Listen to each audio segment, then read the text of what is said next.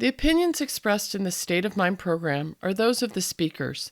The program is intended for educational and entertainment purposes only. It is not a substitute for consulting a medical or mental health professional.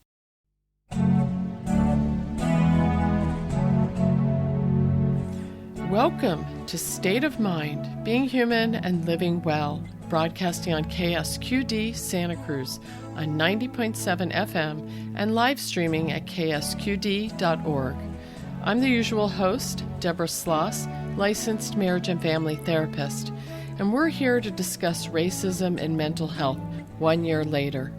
Today is a follow-up to a two-part series we produced a year ago, looking at the effects of racism on mental health, how racism impacts access to mental health services, and what specific ways we can make mental health more accessible to people of color. Now, to further this effort and help make needed changes, our guests are back to talk about what has changed for them personally, what changes they've seen systemically, and what work now needs to happen to improve mental health for people of color. I'm a white, middle-aged female, and we decided that for these conversations, we instead need to hear from those who live and experience the difficulties of racism every day. So in this show, we give the microphone over to Black community members living and working here in Santa Cruz and the Bay Area to discuss their own experiences with racism and the effects it has on their mental health. Like recent shows, this show is being recorded in the midst of the pandemic, and all of us on the show are recording from remote locations. We ask for your understanding about any sound quality issues that are likely to arise. Your host today is Gail T. Borkowski, a middle-aged African-American woman born in the Midwest and raised in California. She has a BA in radio and television from San Francisco State University. Gail is a mother, a sister, aunt, director, playwright, writer, and performer, and she's lived in Santa Cruz for over 3 decades and worked in city and county government for 33 years. She's an avid supporter of the performing arts and is a volunteer programmer and DJ for the Heritage Gospel Uplift Show here on KSQD on alternating Sundays. I just can't help but give a plug here for the Heritage Gospel Uplift Show because it's one of my favorites and a guaranteed soothing and spirit-lifting experience every time. Welcome, Gail. Thank you, Deborah. A year later, as the trauma of the murder of George Floyd has waned for some, it still rings loud and clear for many of us who felt uplifted by the outpouring of empathy and compassion from those that walked and stood with us in the streets, kneeled with us on corners, in stadiums, prayed in churches and homes, were heartbroken by the images, and shared in our ongoing suffering, our pain at the disregard for this and other Black lives. 1 year ago, we asked you to reflect on the question, why should you care? That call invited you to listen to our personal stories and to engage and support BIPOC, Black, Indigenous, and people of color communities as accomplices and allies witnessing human trauma. Today, I ask you to review your actions in the last year and to reflect on changes you see, changes you've supported, and where you can begin or continue your support today and in days to come of the BIPOC communities. Your support matters. What we said a year ago still holds true.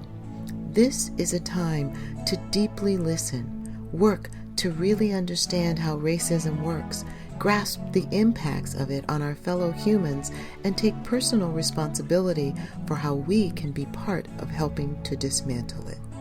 Let me tell you more about our guest today.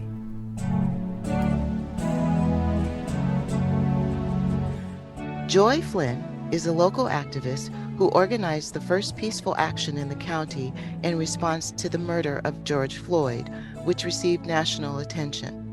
Her efforts have brought Black folks together in a profound and tangible way never before seen in this community. Joy, along with other Black community members, continues to work with government officials on policy reform.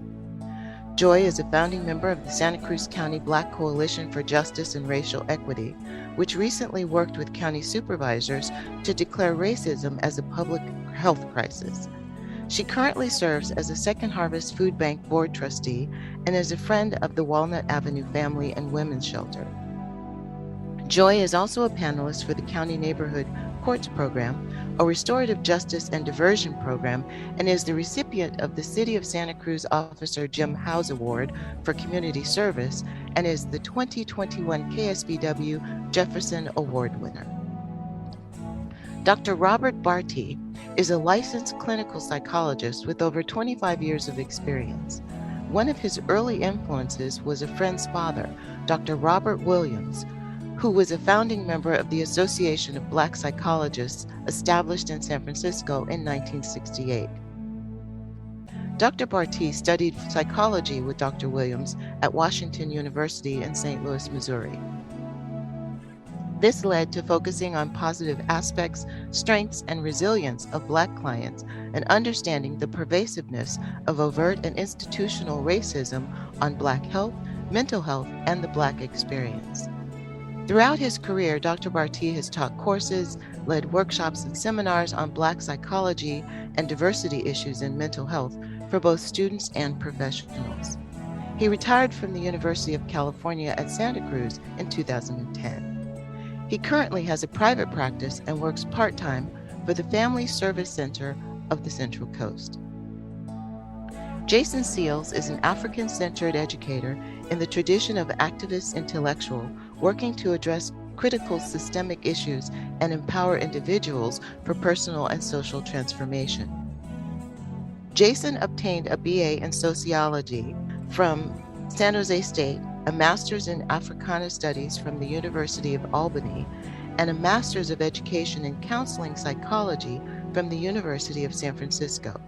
He works full-time at Merritt College, where he currently serves as the chair of ethnic studies and as a tenured professor of African American studies. Jason is often called upon to provide his expertise as a consultant, curriculum designer, and speaker. Outside of his work, Jason enjoys spending quality time with his children, running, and vibing to an eclectic array of music. And Lisa Taylor, a previous guest on a show, is not with us today. And we're holding Lisa in light and love as she is facing her own challenges and exercising her freedom to care for her own mental health. So I just want to do that shout out to Lisa as well. So welcome, and we so appreciate you all being here with us today. Thank you for being here, Dr. Bartee. Thank you, Gail. I'm really glad to be here with you today. And thank you, Joy. Thank you so much for including me. It's just such an honor and privilege to be here and share space with you all. Thank you. And Jason, it's a pleasure to have you with us here today. It is good to be here. Thank you for having me. So I'm going to begin by asking this question to Robert. We defined racism a year ago for our first two shows in this series on racism and mental health. For listeners who may be just joining us now, can you give a brief overview of the various levels at which racism operates and who it impacts? Sure. And again, I just want to give credit where credit is due and remind everyone, I didn't have her name at the time when we last spoke, but it was Kennedy Mitchum.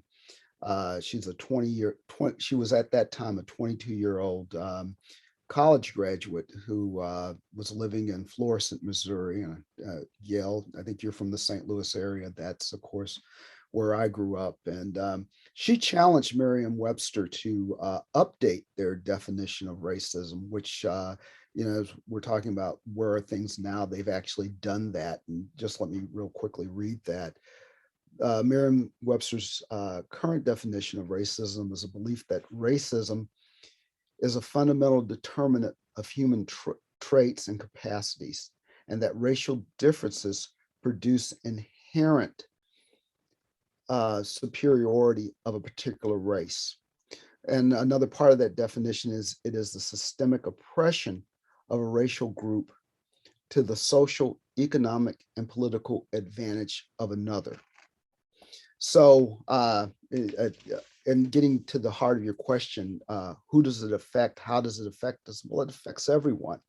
It certainly has negative impacts on people of color, those people who are oppressed by racism.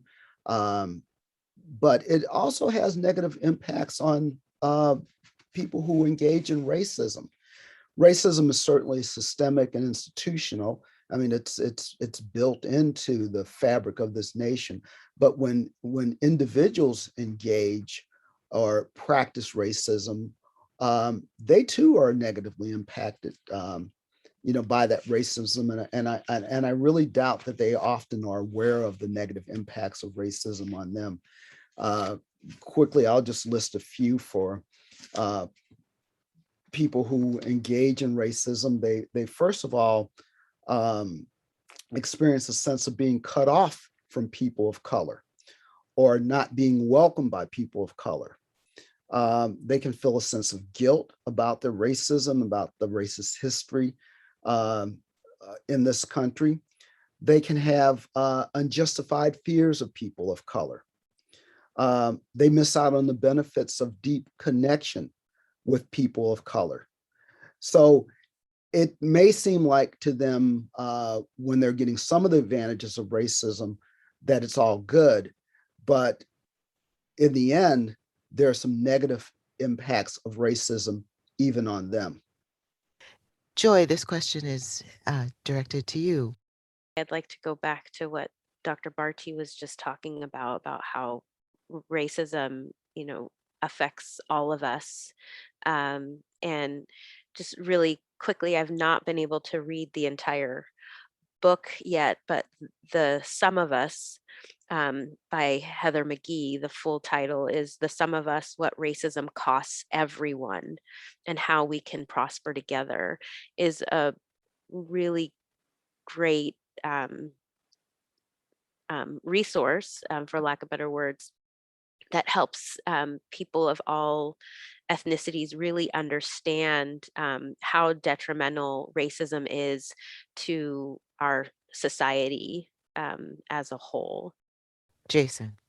I mean, for me, I would like to uplift whiteness. I think we talk about racism and we name it. And I think some of us have a clear definition of what it is. Beverly Tatum talks about racism being a combination of prejudice and power. And I can appreciate that because it's very simplistic. But I also think that we have to uplift whiteness because I think if we understand racism, there are many micro ways that racism shows up that doesn't get named. And when you think about whiteness, it is a practice that reflects dominant ideas, dominant beliefs. And so it comes through how people have been socialized. It comes through the environments people have been in. And so sometimes we might engage in a behavior that's actually quite harmful to somebody that reflects whiteness, and we don't know it. I think about the work environment and the idea of what professionalism is, to me, is a manifestation of whiteness. These are some ideas that have been, curated by a dominant group that says you should dress like this, talk like this, behave like this, and other people, specifically people of color, those that are marginalized, haven't been included. So I agree with what's been said, but I just want to make sure that when we think about mental health, that we put whiteness on the table as well. Because when I'm thinking about clinicians, psychologists, I'm thinking about agencies that are doing the work, I want them to question, have they examined their behaviors and their practices and policies to make more inclusive spaces and spaces that honor dignity and wellness?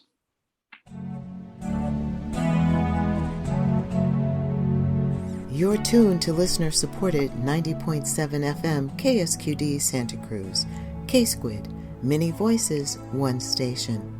And this is State of Mind, being human and living well. I'm Gail Borkowski, your host today, and I'm here talking with community members, activist Joy Flynn, psychologist Dr. Robert Bartee, and educator activist Jason Seals about the mental health effects of racism since our last conversation on this topic 1 year ago.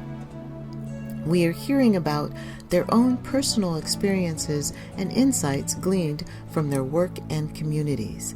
Stay with us, and we'll be back right after this brief message from our underwriter. KSQD thanks Family Service Agency of the Central Coast for supporting this program. Family Service Agency provides counseling and support for people of all ages facing life crises and challenges.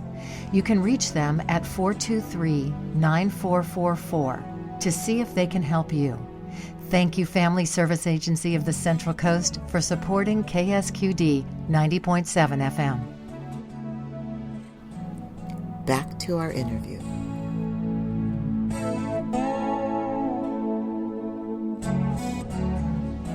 Jason, can you describe how you've seen recent experiences of racism shape the mental health of BIPOC individuals, BIPOC being Black, Indigenous, people of color communities, in new ways over this last year? And can you comment on how those changes might be positively or negatively impactful? I think for me, this question is a little complex.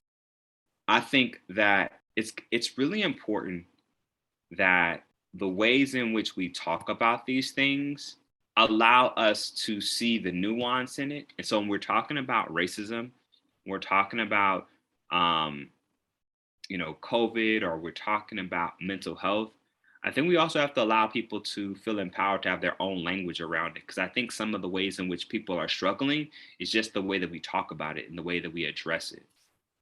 Yeah, I agree too with what you said, Jason. I mean, I think that in this sort of forum, we're talking about racism, but certainly, when we're talking amongst ourselves, we may not be, necessarily using terms like racism. We just know that there's this system that's out there that's always pervasive. It's like the air; it's always there. Jason, I just wanted to ask you, when you talk about the language that's used and how it's addressed, can you give an example of what you're referring to?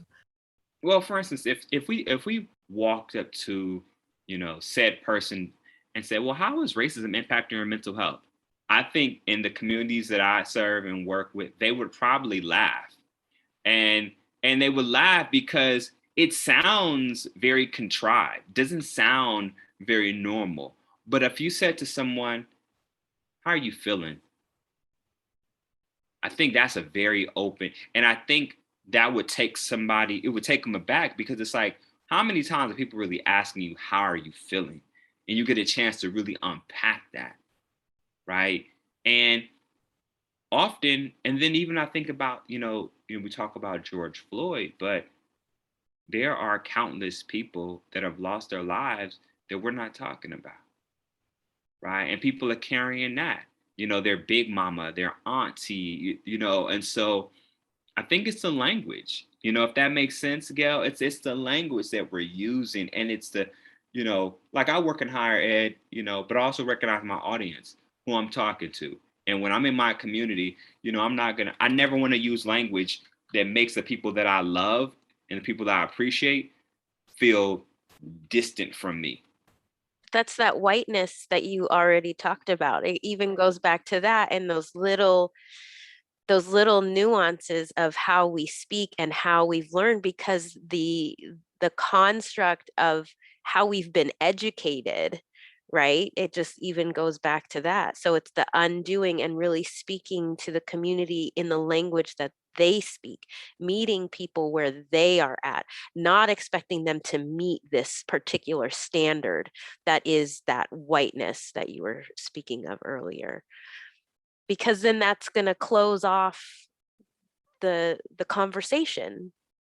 So we're talking about, mental health, right? And we are using that term mental health as opposed to how you doing, right? Because how you doing is, like you said, really broad. This year in the pandemic, brought about a lot of change, a lot of people, of heightened awareness, I think, for not just us in our own communities, but for the world at large. So going back to one of the questions that we had here, talking about things that were done. So Joy, you worked really diligently and effectively in the community, and the Black Lives Matter mural that was created downtown and was therefore vandalized. Can you speak to what that vandalism, what kind of impacts that had on you, specifically, I think, given the work that you did and being instrumental in making that happen? And what are you feeling today in relationship to that? Well, the word that I want to use, thank you for that question. I can't say on the radio, but it really messed me up. It really, really messed me up. Um, and I didn't realize how much it messed me up until probably about last week when I was, and that happened probably about maybe 2 months ago now. Um, how I just felt so vulnerable and so exposed and really scared.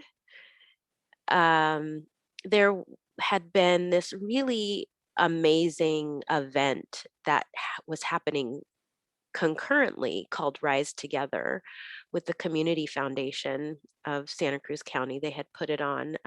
They'd brought this panel of BIPOC people together to talk about, you know, ways to philanthropically support the community because they had not um, really supported the Black community in any sort of way. And when it came to their attention, they started to do something about it. So there was this really amazing event. And again, um, at the same time, this the mural, which is really significant in our nation because it is one of the only ones in the nation that has, the government, the city backing, and it's being cared for in perpetuity. Uh, it, it's something that just kind of shook me to the core, and I realized I became kind of like a wounded mama bear in a sense where I don't think that I was really operating and thinking clearly, and everybody became an enemy. I did not know who to trust. I did not know where I could go that was safe. And that is not a fun feeling, to put it mildly, in your own community. You're kind of just always looking over your shoulder, and that's always there to some respect. But when something like this happens and you come off of this really big high of this celebratory event of progress, there's this thing that somebody called is white lash, which is backlash for when we have progress. There's that whiteness that comes in and reminds us in a very negative way um, to get in line, essentially. And that's kind of how this felt. It brought up a lot of fear about my own safety in my community, which is why we felt like it needed to be tried as a hate crime. And I feel so blessed to live in a community where um, our police chief, well, the Santa Cruz police chief, Andy Mills, worked really diligently to find ways to have it be tried as a hate crime. And as of right now, it's being tried as a hate crime because it felt like an attack on the Black community, like basically saying, stop what you're doing, get in line, and stand down.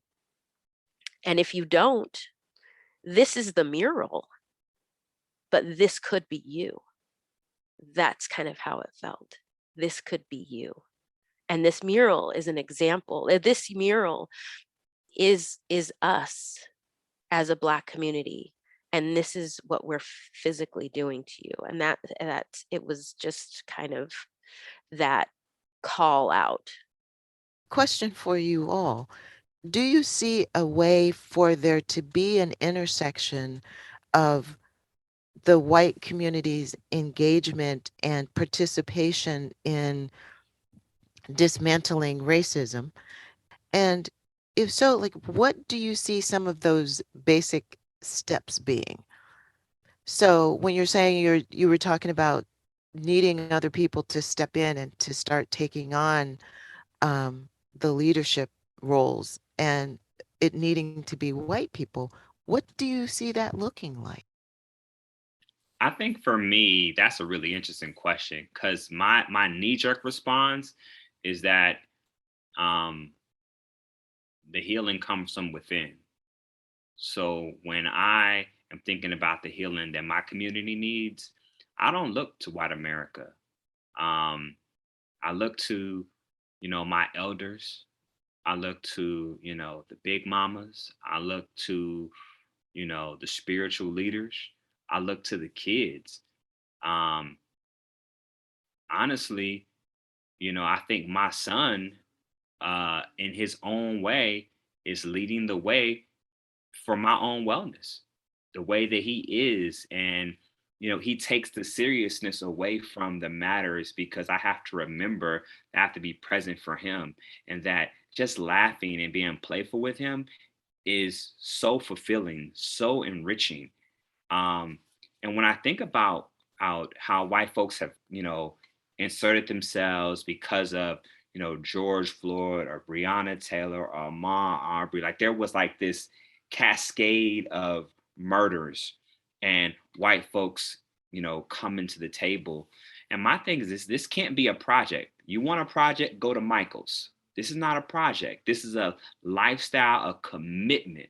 And like for me as a man, if I truly want to support the women that I love, I can't be mindful of misogyny when it's convenient for me or when it's a flavor of the month or I read a new book by Bell Hooks. It has to be something that I'm entrenched in, that I'm examining. So in the same way that I have to examine myself and have to be willing to be called out and have to be willing to be dedicated time after time, it's the same thing that has to come from white America, that unfortunately, there's been thousands, millions of George Floyds.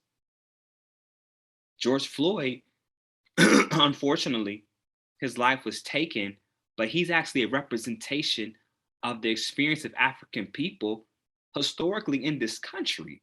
I have a book sitting on my coffee table. It's 100 Years of Lynching. For me, in 2021, the way that police officers murder Black people is no different than sheriffs, community members that were lynching African people throughout history. So for me, it's a toss up. Do I really want that help? Like, I think if it's there and it's genuine, I'm not going to turn it down because I think white people should be concerned about humanity. Robert, how do you see an intersection of communities coming about, for example, for the specifically for the white community to then engage and become a part of what is needed to dismantle racism? And how does that come about? Clearly, I agree with what Jason has already said. I'm going to add to that. The result of a lot of these, there have always been white people who were, for whatever reason, whatever motivations, anti-racist. They were anti-slavery. They were, anti-Jim Crow. And so what happens is when you have a incident like this or events like these, we see new numbers, we see new engagement, we see a new awareness. And so that is, in the aftermath of something horrible is maybe the small silver lining in that dark cloud. So certainly, we can consider that a good thing, but we want to, have people that continue to do the work. I think that's really the issue. So, you see these large crowds of people showing up because it is the, maybe we'll say the flavor of the month, or this is the new thing to be on board with. But you have to really have this in your heart if you are, working to, uplift, all aspects of humanity. It has to be in your heart. It can't just be because you feel that for today. And so, anti-racism just has to be a part of who you are if you are a white person. And it has to be, I'm going to actually read a quote from Antonio Guterres. He's the current UN Secretary General. He says this, wherever we see racism, we must condemn it without reservation, without hesitation, and without qualification. And so that's what I expect of our accomplices and allies, is that wherever you go, wherever you witness, experience, or believe that there is racism afoot or part of the experience, you need to call it out. You need to acknowledge it. And that's when we will, maybe see, some traction, because here's the thing, racism is something that was invented by whites. This is a white invention. This is a white construct. And so ultimately, they're really the ones that are capable of dismantling this.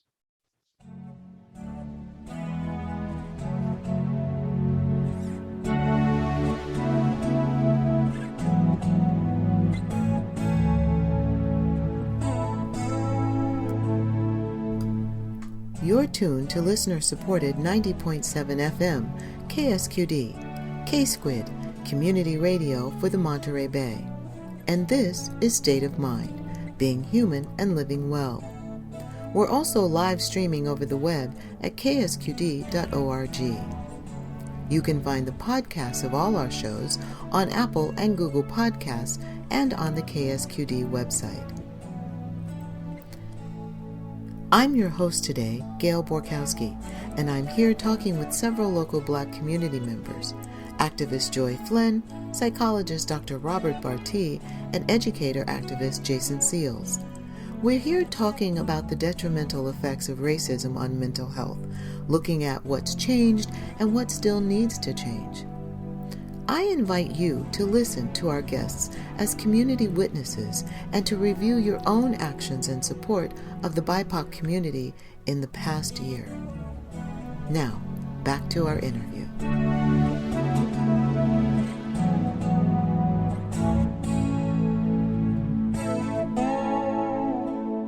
We were just talking about the intersection of communities and how the white community could intersect with the efforts and the work in the Black communities of color in helping to dismantle racism.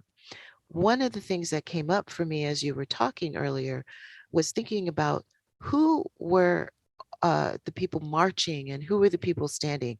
And I was really struck by the young people, the significant numbers of young people that were in these marches, that were making their presence, that were making their voices known and speaking.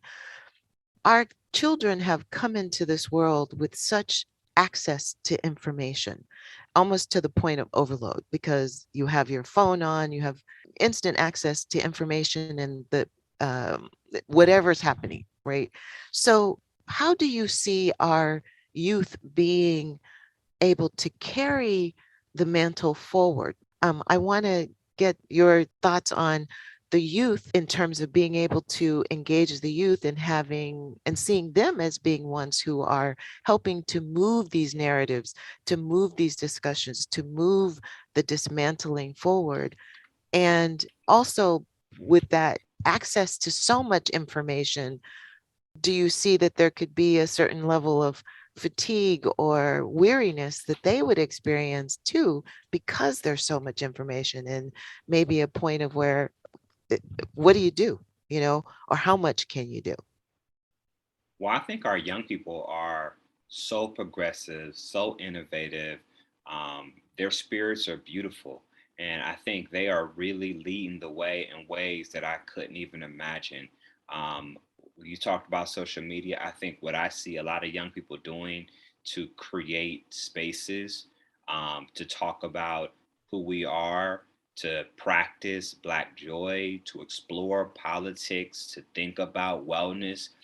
I think it's happening, and it's inspirational because they're thinking about different avenues, in a way in which I wasn't encouraged to think about, because certain things that they have access to weren't available during my time. So for me, I'm appreciative, and for me, they're teaching me, and so you know, I'm always, I, at 43, I try to be mindful of what's going on. Like, in my community, I try to keep my ear to the streets.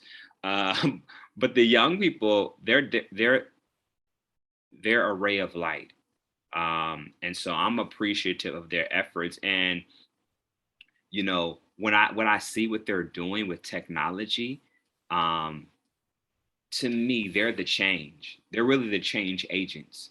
When you think about these spaces, like even like Black Twitter and what's going on Black Twitter, it's so many young people that are engaged in these conversations about how we should deal with COVID, or how we should deal with racism, or how we should deal with our political experience that's very different than other people's political experience, right?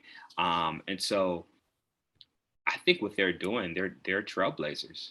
I mean, even when you talk about George Floyd, the George Floyd and the way that people organized around it, these were a lot of young people, right? And so I think whether we're talking about, racism, or we're talking about, organizing, or we're talking about joy, I think they're leading the efforts. I absolutely agree. I just want to add that young people have always been at the forefront of anti-racism and the civil rights movement. You go back to the sit-ins at the lunch counters, the Freedom Riders. You name it. They have always been there. And you remember, I mean, we wouldn't probably even be having this discussion about the murder of George Floyd if it wasn't for, I believe she was 13, 15-year-old at the time, who videotaped that. I mean, and the trauma that she had to have experienced to, but the strength also to stand there and keep filming, that event. Just it's inspirational. So I hope she's getting all the love and support that she deserves for being able to do what needed to be done in order to bring us to where we are today. For me, I don't want to forget about the inspiration that we've also seen. And it's not just because I am one, but it's been inspirational for me to see these middle-aged Black women really just do so much politically, especially over last year's election, and just what's happening on Capitol Hill, and in local arenas. I'm really inspired by how um, people in power are um, listening to youth and really recognizing the importance of activism in all arenas, and how the relationship between politician and activists is much more I can't think of the right word. Just I I see it as being a really influential and informative relationship, and how this new um, generation of politicians are really looking to their activists for um, um, information, direction, and how to inform decisions that they make. And kind of speaking to this piece of Black joy, that brings me a lot of joy and hope and promise. And as worn out as I know I can get, and as I see my other Black community members, male and female, non-binary, um, I am always always intrigued and fascinated by how we can laugh, how we can bubble up this bit of joy. I remember my grandmother talking about joy as a cork, like a wine cork in the ocean. Like in the ocean, we're dealing with this sea of emotion and experience and hardship and joy in this form of this cork can get pushed down by the waves, thrown up into the air, pushed down and bubble back up, always bubbling back up, this joy. And I see it with BB Queer that's happening here locally, this movement of Black joy within the queer community, with dance and art showcases. And I see it in these community events that we have in the Santa Cruz County Black Health Matters initiative, where we're getting Black people out into community spaces where we wouldn't have otherwise. Yoga together in the park, where we're just being in space together and seeing ourselves reflected back, and how important that is and how much joy comes from that. And then going back to what Jason was saying about watching our children and seeing their innocence and their power, because there's this lack of constraint that has not been put on them yet, that we get to nurture and encourage. And there's just so much joy there. And so and it's that resilience piece that is molecular in the Black body, right? It is in our DNA we have trauma in our DNA, but we also have this resilience, and it bubbles up in this way of Black joy. And I feel honored to have that be in my inheritance.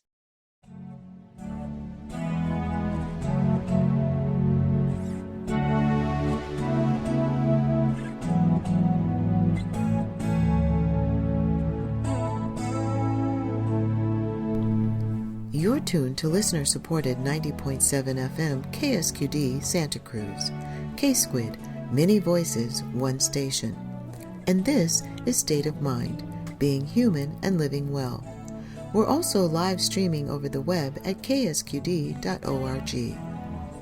I'm Gail Borkowski, your host today, and I'm here talking with community members, activist Joy Flynn, psychologist Dr. Robert Bartee, and educator activist Jason Seals about the mental health effects of racism since our last conversation on this topic 1 year ago.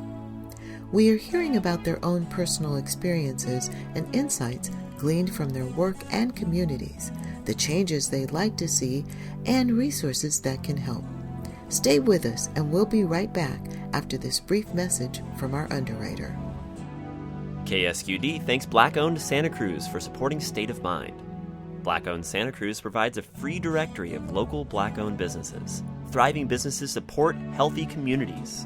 This free directory can be found at blackownedSantaCruz.org. That's blackownedSantaCruz.org. Thank you, Black-owned Santa Cruz, for supporting community radio. K-Squid 90.7 FM. Now, back to our interview.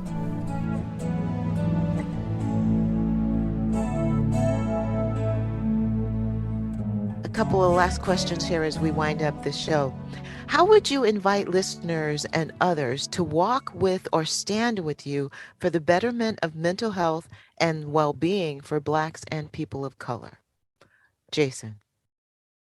For me, I would say for my white allies, unlearn racism. And my resource is a guide that I created called Unlearning Racism. And for practitioners that are serious about supporting wellness, there are wellness tools in there. So it's a combination of unlearning those behaviors and then also using African culture to also be the tool for wellness. Dr. Bartee, how would you invite listeners and others to walk with or stand with you for the betterment of mental health and the well-being for Blacks and people of color? So one of the things I'm going to say is, for me, one of the resources that I have used for years and really advocate that people get involved in the support is a Southern Poverty Law Center. This is, you're talking about doing anti-racism work. This is an organization that has been at the forefront of doing anti-racism work, for years and keeping track of, because there are so many, organizations out there that need to be monitored, need to be identified, need to be addressed and focused attention paid to them.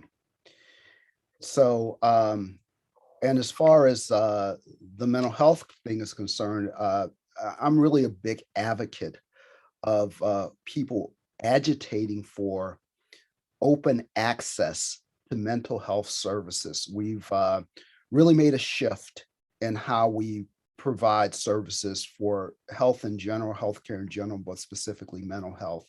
And what I mean by open access to mental health is that probably in the late 70s, the early 80s, we saw, this development of health maintenance organizations and primary care physicians and all of a sudden gatekeepers to access for mental health if it wasn't already difficult enough to get mental health services.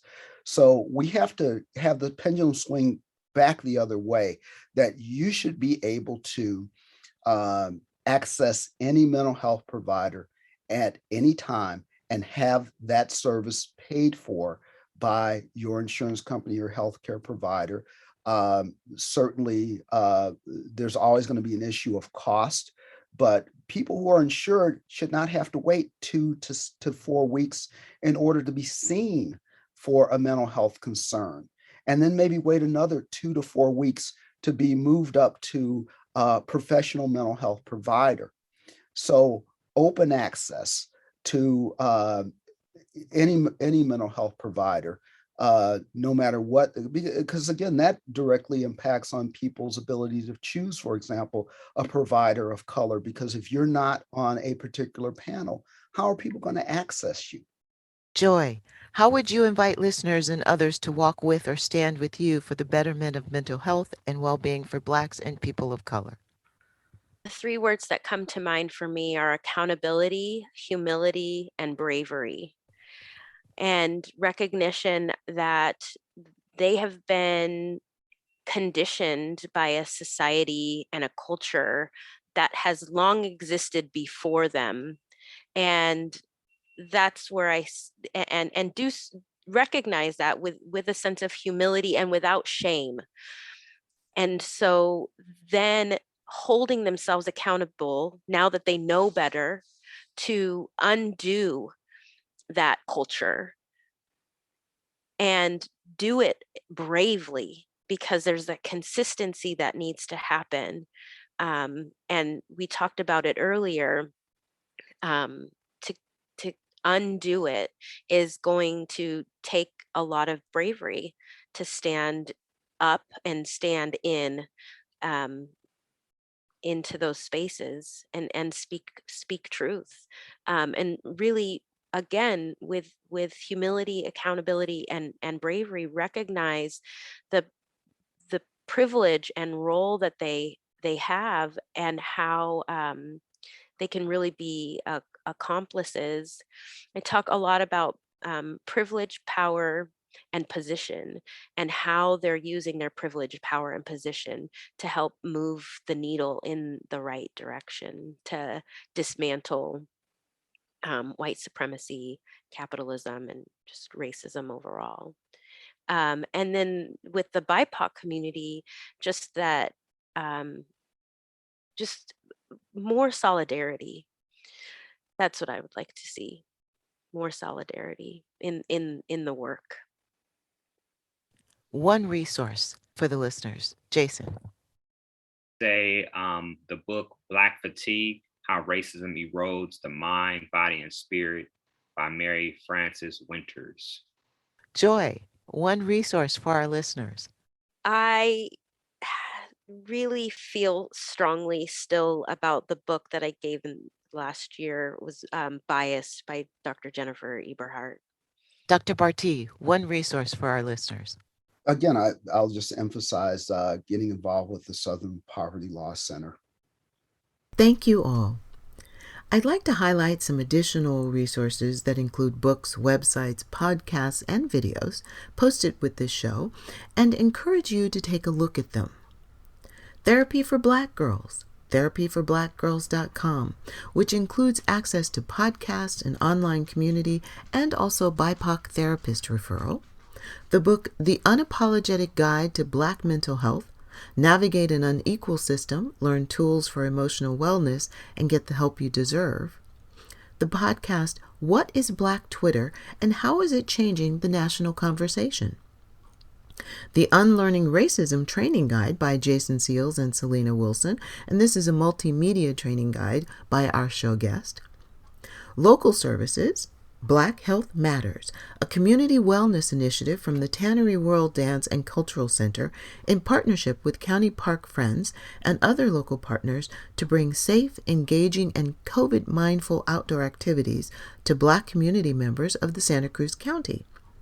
Created by local Black leaders, events include Self-Care Saturday, Black Family Barbecue, which is virtual, pop-up dance and mindfulness and fitness classes in county parks. There's the Resource Center for Nonviolence, an education, training, and community center serving people from all racial and ethnic communities in Santa Cruz. Additionally, Lisa Taylor, a prior panelist who was unable to attend today, contributed a set of resources for parents of young children, which includes Sesame Street's workshop, Coming Together, Talking to Children about Race, Ethnicity, and Culture, a guide for parents titled, Here's What Matters to Me, The Mother of Your Child's Black Friend. Woke Kindergarten, a series of short early learning videos on YouTube, and Talking to Kids About Racism and Violence, Supporting Children While Navigating Your Own Big Emotions.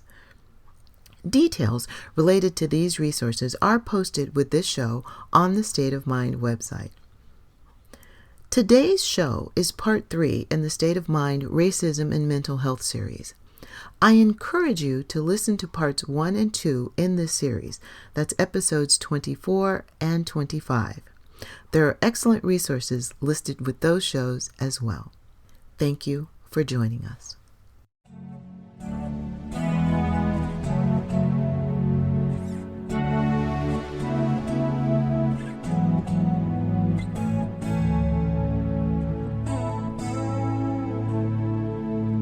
My deepest gratitude to activist Joy Flynn, psychologist Dr. Robert Bartee, and educator activist Jason Seals for participating in this conversation.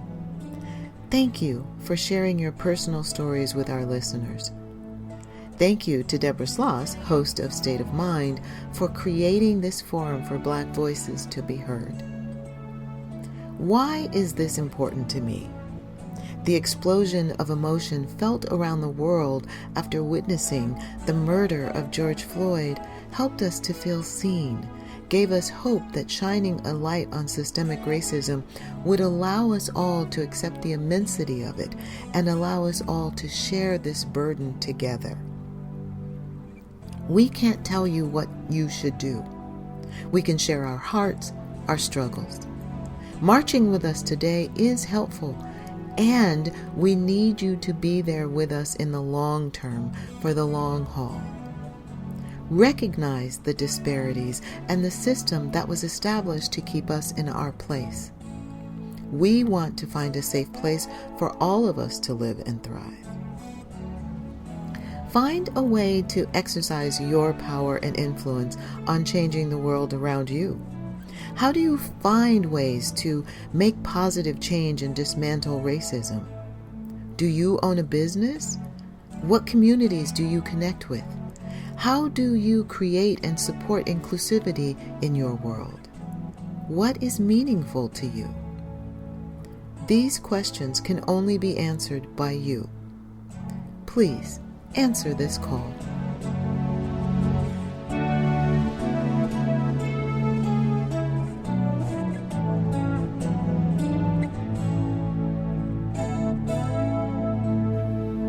This is Deborah Sloss, and I want to say a huge thank you to our host today, Gail Borkowski, and to all our other guests.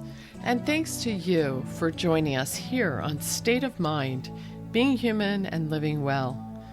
To hear more conversations about mental health and wellness here on California's Central Coast, join us on the first Sunday of every month from 6 to 7 p.m.